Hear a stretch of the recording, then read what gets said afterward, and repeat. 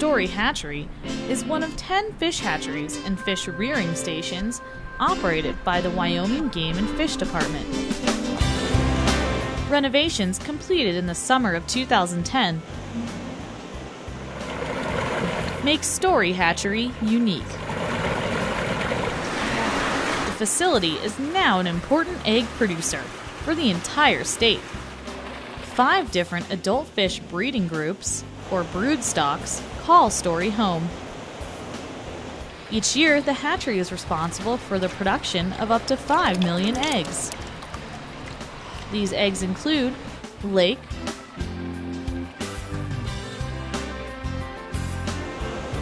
rainbow, brook, brown, and golden trout. Hybrids, such as splake and tiger trout, are also produced here. Fish spawn or produce eggs once a year. Our brook, brown, and lake trout spawn in October. The rainbow trout spawn in the early spring, and the golden trout spawn in the summer.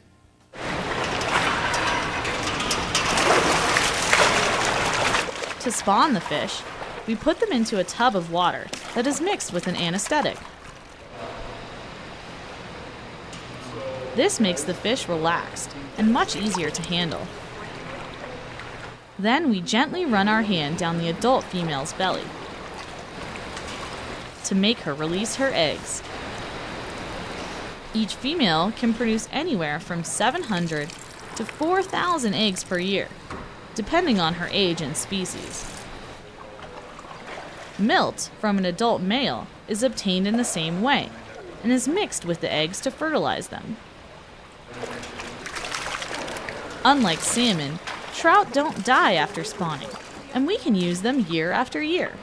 Our brook, brown, golden, and rainbow trout are spawned when they are between 3 and 5 years old. Our lake trout are spawned every year from age 6 all the way to 15. After being mixed with milt, the eggs are gently rinsed with water to remove any broken shells or waste. Then they are put into large tubs where they sit for an hour, giving their eggshells time to harden. Next, they are placed into an iodine solution. This will kill any germs or bacteria that might spread to other eggs or fish inside the hatchery.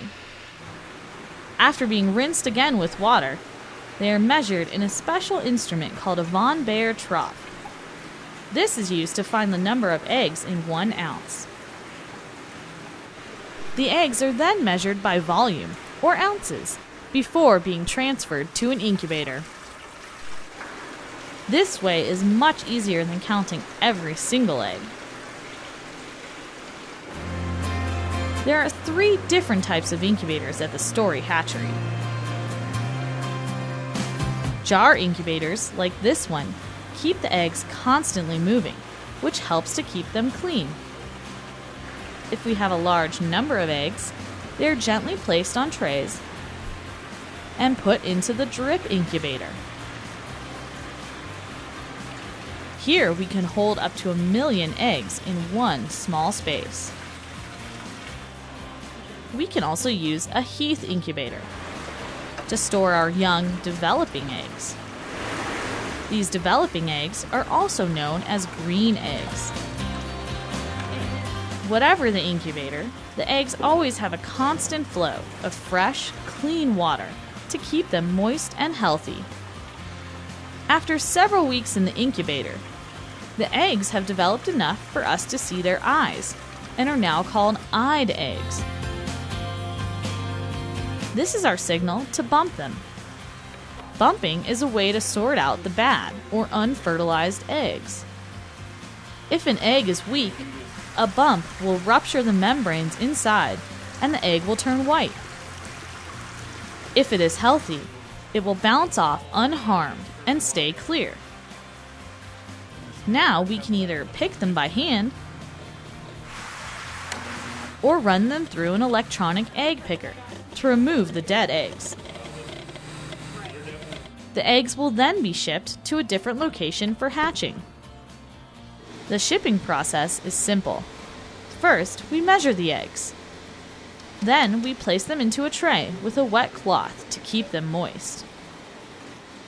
The cloth is wrapped around the eggs gently but tightly before placing the tray into a shipping cooler. We always make sure that the top tray is full of ice. As the ice melts, it drips, keeping the eggs moist during their journey. Finally, the eggs are delivered to other Wyoming hatcheries or shipped overnight to other states. Some eggs are shipped as far as Tennessee or New Jersey. When the eggs begin to hatch at their next destination, they don't resemble fish at all. They have a yolk sac attached to their belly. This sac is similar to the clear part of a chicken's egg, and it provides all of the nutrition that the developing fish, or sac fry, need to grow. Because they don't need to look for food, the sac fry are not very active and usually just lie on the trough bottom. They start to swim to the surface of the water to find food once they have absorbed the yolk sac. The young fish are now called swim-up fry. These tiny fish have tiny bellies but big appetites. They are fed up to 8 times a day. When the fish have grown a few inches to about the size of your finger, they are called fingerlings. Fingerling fish are then moved to larger and larger circular tanks and raceways as they grow into adults. Some adult fish may return to story and join a broodstock to provide eggs in the future. Once the fish are large enough to be stocked out and transported to their final home, workers gather all of the fish in the tank with a large net called a seine. The fish are then netted,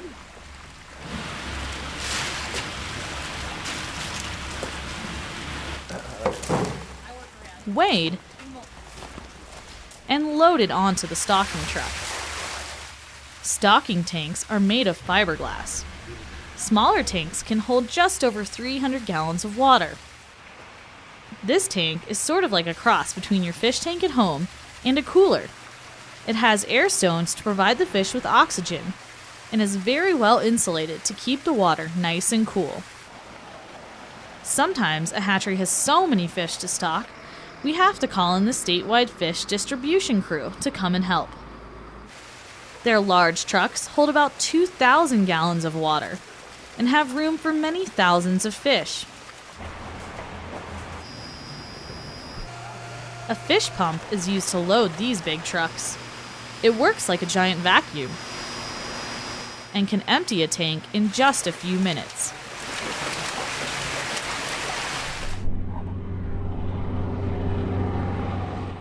Once the fish reach their destination, the driver backs up to the water's edge, pulls the plug, and the fish ride a stream of water into their new home.